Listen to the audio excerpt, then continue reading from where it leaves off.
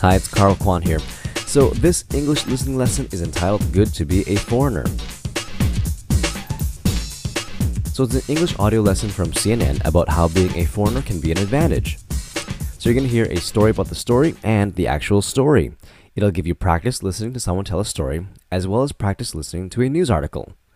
So, what I want you to do is follow the instructions and complete the dictation exercises that are found on my website. So here are the instructions. Number 1, listen or watch the material 2 to 5 times. Number 2, complete the fill in the gap dictation exercise, then repeat. Number 3, dictate the story fully. Repeat that. If the material is too long, dictate 20 or 30 seconds each time you study.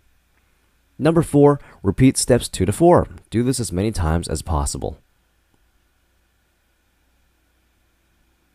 If you still have trouble, please ask me your questions in the comment section or email me and I will help you. Thanks and good luck. You know, it's really interesting being a foreigner in Korea, and it's the same for all foreigners in Asia, I think. See, I read a story on the internet about how a guy was living in a small town in Japan, and kids would shout, "How are you?" at him, and people would even follow him around the grocery store. Funny thing in my case is that people think I'm Korean, so they just act normally around me.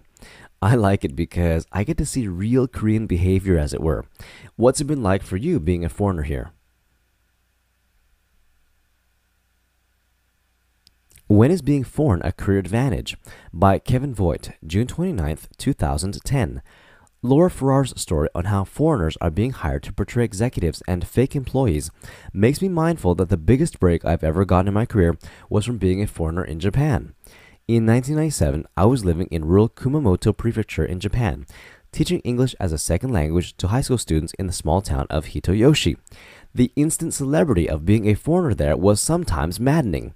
Children would run up to you and shout, "How are you?" as if they were throwing pebbles at an animal to see how it would react.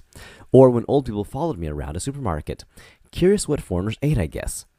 But mostly, I'll admit it, the attention was cool.